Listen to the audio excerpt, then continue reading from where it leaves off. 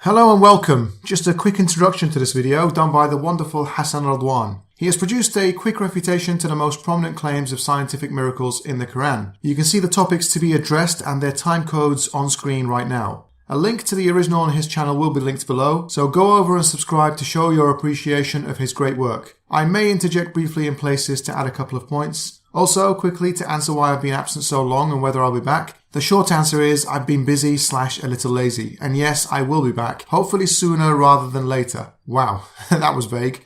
Talking of vague, how about those Quranic miracles? Hassan, take it away. The subject of scientific miracles in the Quran wasn't one I wanted to address again because their flaws have been evident for some time, and many Muslims distance themselves from them. Unfortunately, they are still presented to non-Muslims at dawah bookstalls.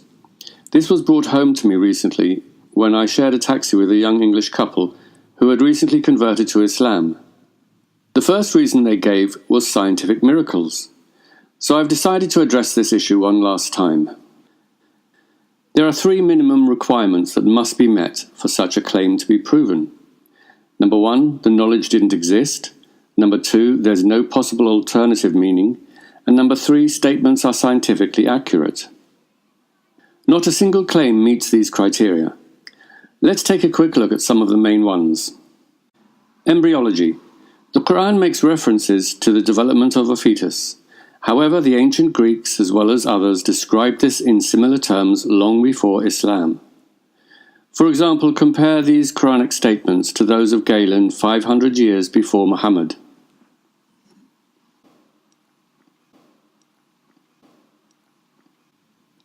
By the way, regarding the latter verse, flesh and cartilage form simultaneously. This was pointed out to Adnan Rashid when he cornered P.C. Myers outside a conference in Dublin. Adnan immediately responded with, "Thumma can also mean simultaneously."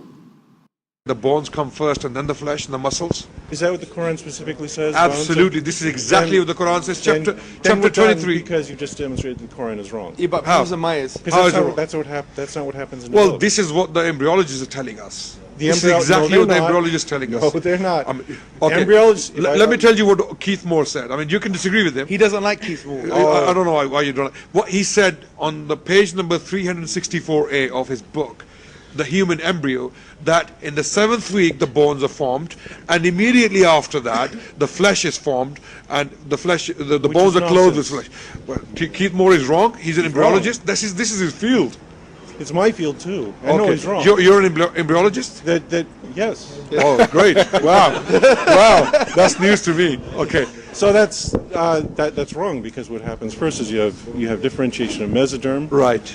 That within the mesoderm you have segregation into things like embryonic mesenchyme, and then you have these cartilaginous centers that will form bone. Right. And these are forming simultaneously with each other. Right. Simultaneously. Yes. Even if that's the case, the Quran is right, because thumma is very, even if that's the case, linguistically the Quran is right. Thumma literally can in Arabic language means things happening simultaneously. Yes. Well. Yes. As for accuracy and alternative interpretations, look at the following verse. Let man consider from what he is created. He is created from gushing fluid that issues from between the backbone and ribs. If the fluid is semen, then this is inaccurate. Man is not created from semen. Semen is the vehicle sperm is carried. Conception occurs when a sperm penetrates the ovum, the female egg. The Quran never mentions the female egg. And for anyone claiming miraculous scientific foreknowledge, that is an inexcusable omission. The verse does, however, resemble the ancient belief that conception is caused by male and female fluids from all parts of the body. And that's what some classical tafsirs said. For example, Al-Qurtubi says, "The fluid is semen. It comes down from the brain and passes between the backbone and ribs." Qatada said, "It means the backbone of the man and the ribs of the woman." While Al-Hasan said, "It means the backbone and ribs of the man and the backbone and ribs of the woman. For as we know, the nutfa comes from all parts of the body." The problems with this verse have led to some creative apologetics. One is that the word sulb is a euphemism for an erect penis, and tara'ib is a euphemism for the vagina. Another is that the words issues from actually refer to a baby coming out of the womb. Yet another says it means man is born from the loins of the male and fed by the breast of the female. The irony is that the more attempts at rescuing this verse, the deeper the hole they are digging for it. The Big Bang. Do they not see the heavens and the earth were one entity and we separated them? Heaven being separated from earth is a very old idea, and many creation myths mention it. The Sumerian Song of Ho said, "Did he hasten to separate heaven from earth, and hasten to separate earth from heaven?" The Babylonian myth of Enuma Elish says, "When the heavens had been separated from the earth." In the Chinese creation myth, Pangu separated earth from sky, pushing the sky upward. In ancient Egyptian mythology, Jeb representing earth and Nut representing heaven were separated on the orders of the god Ra. It should be mentioned that under no circumstances can the Big Bang be described as separating heaven from earth. The Big Bang wasn't an explosion of matter, it was an expansion of space. At no point was the earth separated from anything. On the contrary, earth came together from debris 9 billion years after the initial expansion. Life from water. We made from water every living thing. The claim is that the Quran confirms life originated in seas and lakes. However, again, this idea predates the Quran. The book of Genesis echoes the creation myths previously mentioned, and then says, "And God said, Let the waters bring forth abundantly the moving creature that hath life, and fowl that may fly above the earth." The ancient Greek philosopher Thales said water was the nature of all things, and Anaximander put forward the astonishingly far-sighted view that life started from warm water and earth, and emerged from fish-like creatures from the sea. Iron from the sky. We sent down iron. The claim is that no one could have known meteors contained iron from space. Just a quick search would reveal that this is untrue. Many cultures knew that meteors contained iron. For example, 3,000 years before Islam, the ancient Egyptians called iron the metal of heaven. Perhaps more importantly, most of the iron we use doesn't come from space, but from underground. It should also be noted that Anzala often simply means God gave it to them. For example, the Quran also says, "O children of Adam, we sent down clothing for you."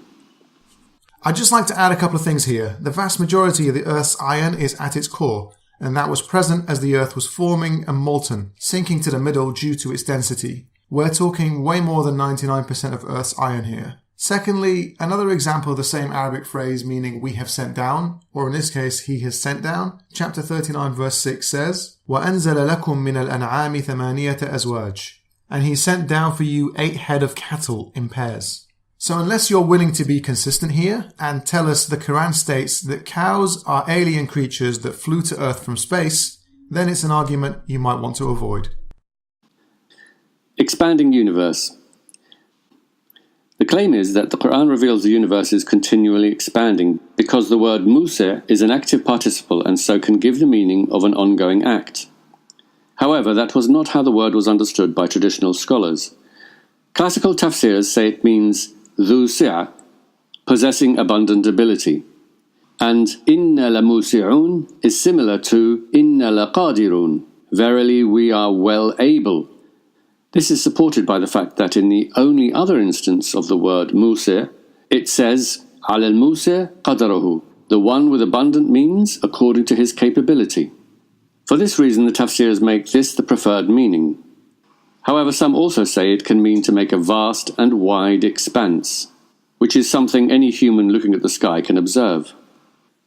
Muslims are obviously free to believe it describes the scientific theory of a continually expanding universe, but they cannot present it as a proven scientific miracle when there are alternative and more attested meanings available.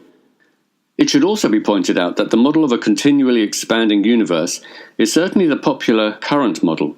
But unlike religion, science can change when new information comes along, and so handcuffing Islam to current scientific theories is a risky business.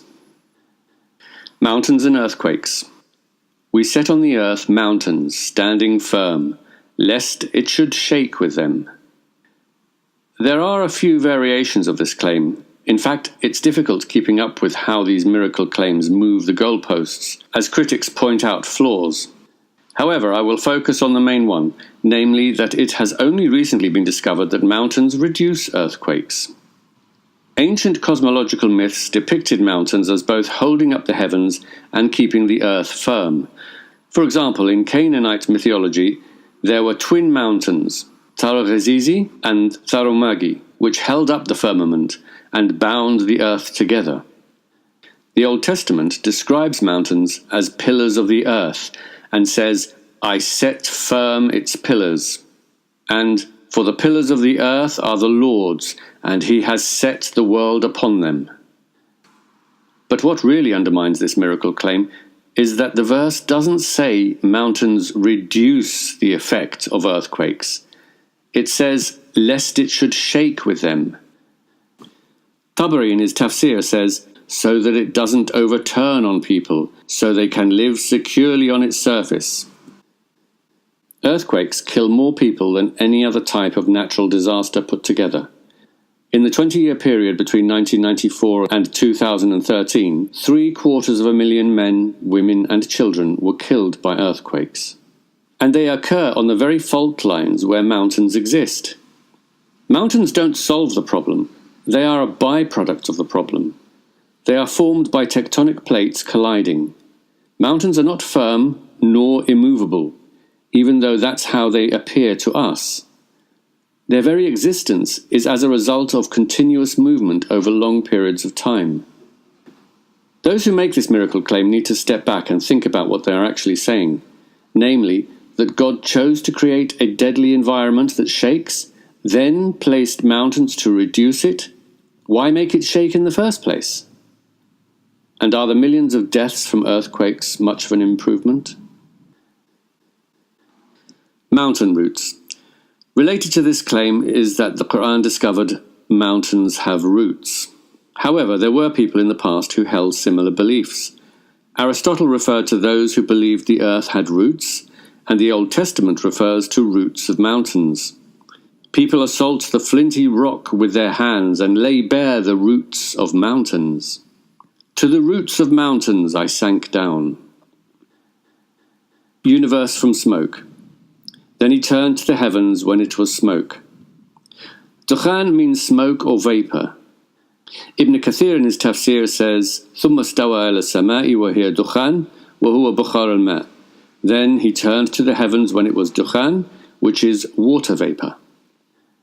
The miracle claim is that the Quran reveals the gaseous state of the early universe or cosmic dust, both of which, can be argued, resemble smoke or vapour.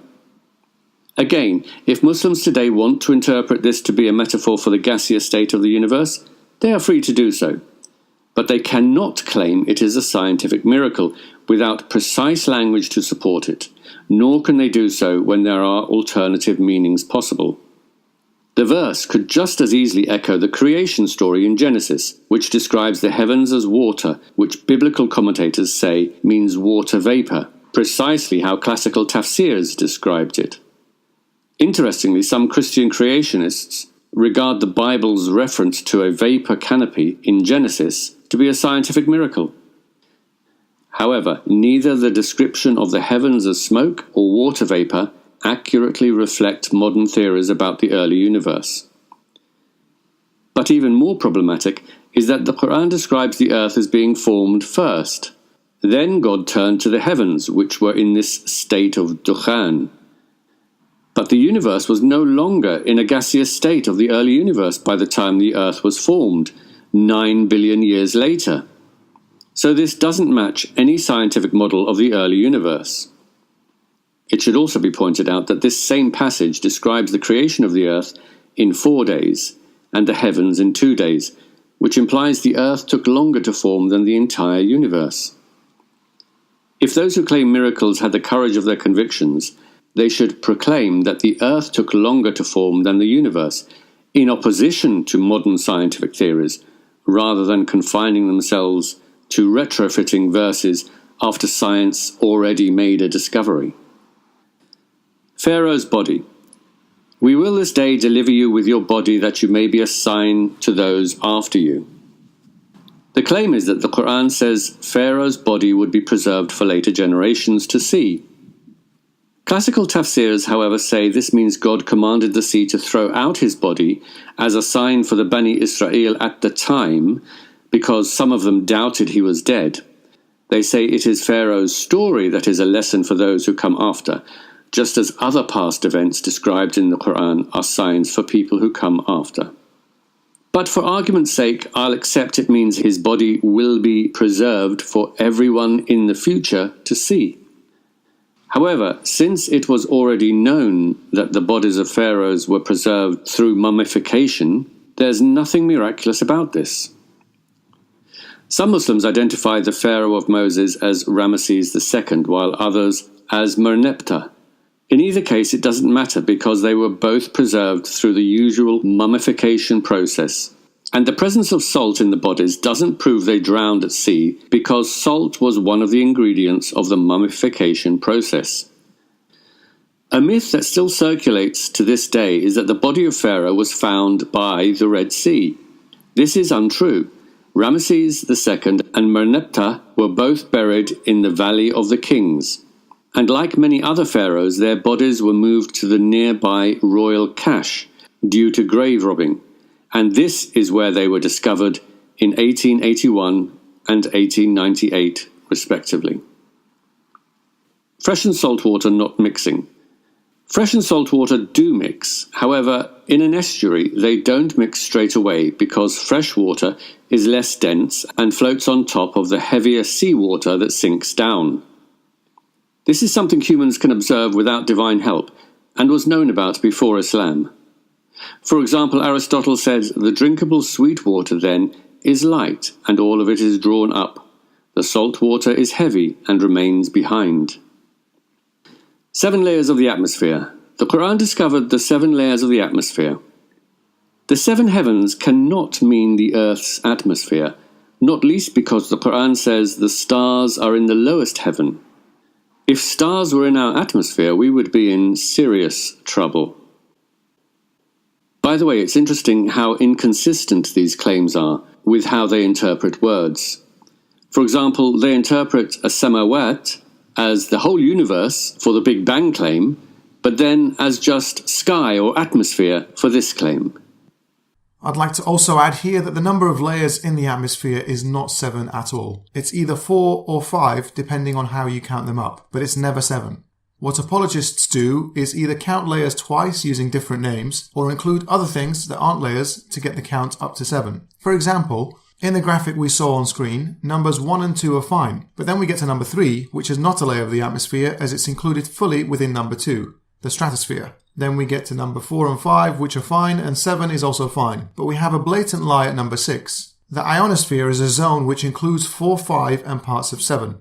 So you're basically counting the same layers twice to get up to 7. Also, if you look at different sites, you'll get different answers. This graphic, taken from another site called Kahil, once again incorrectly adds the ozone layer and ionosphere, but misses the thermosphere for some reason, and adds a barrier between 2 layers at number 2, the tropopause. If you were to count these as layers, then why not add all the other barriers, like the mesopause and thermopause, for example? Yet another example is Harun Yahya's version. Inconsistent with the other two, precisely because they're all manipulating it in different ways. Harun correctly leaves out the ozone layer and the barriers, but mistakenly puts in the ionosphere and magnetosphere, the latter having nothing to do with the atmosphere and everything to do with the zone of Earth's magnetic force. So as you can see, the apologists themselves can't even agree and be consistent on what those 7 alleged layers are.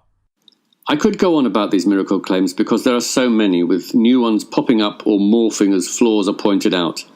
But then this video would go on forever. The practice of using scientific discoveries to prove the Quran is a recent phenomenon, and the great Muslim scientists of the Islamic Golden Age, who themselves made some amazing discoveries, never made such claims about the Quran. In part, it can be traced back to 1975 in a book called The Bible, the Quran and Science by Maurice Bucaille, a physician to King Faisal of Saudi Arabia. It has led to a phenomena that many refer to as Bucaillism. In 1984, the Saudi Muslim World League set up the Commission on Scientific Signs in the Quran and Sunnah, with Sheikh Abdul Majid Az-Zindani at its head. It organized several international conferences where scientists from various fields were invited, ostensibly to help the spread of science in Muslim countries. However, many of these scientists found themselves being presented with quotes from the Koran and asked to comment. They had to rely on their hosts' promises to be completely neutral, but their responses were then edited and used in dawah videos and publications. The Commission set in motion a trend that has dominated the popular imagination of Muslims ever since. But it was a very dishonest and misleading process, and one that many of these scientists have since distanced themselves from. For example, William Hay complained of having fallen into a trap of interviews, while the embryologist Gerald Geringer complained of manipulation. Geologist Professor Alfred Kerner has a standard email reply clarifying his out-of-context remarks that were used by Muslim apologists. Even Keith Moore, constantly quoted by apologists regarding embryology, lacked enough conviction in the miracle claims promoted by Zindani to omit them from his book, The Developing Human, apart from as footnotes in a special edition subtitled With Islamic Additions, for sale in Islamic countries. There are several interviews with some of these scientists conducted by The Rationalizer available on his YouTube channel. Well, that was a great informative video by Hassan. He has a lot more brilliant content already on his channel, so check it out if you haven't seen his stuff before. Can I also ask that you keep an eye on these scientific miracle arguments popping up around the internet or even in real life, and direct people back to videos like Hassan's. You can use the links to the videos, or if you feel it'll be caught in a spam filter, just mention the name of the video with a brief message telling people that it does a good job of refuting those claims. We may all think that this has been debunked a million times, but for those hearing these arguments for the first time, or those who have never heard any decent counter-arguments, then they'll need to understand they're being misled with false information. Try to make it as productive as possible and avoid pointless arguments with Muslims on these topics. Being friendly, respectful, and courteous will always go a long way to helping them see you as a decent human who just holds a different opinion to a core belief of theirs. And hopefully they'll eventually see the Quran for what it is, a flawed document of human origins. Aggressive debating styles and insults will likely force them into a corner where they could get defensive, emotional, and as a result inevitably dismiss good evidence through irrational reasoning. Thanks for watching. Click here if you want to see the playlist mentioned at the end of Hassan's video where the Rationalizer interviews scientists who were used for the Quran science miracle propaganda. And click here to subscribe to Hassan's channel. Thank you.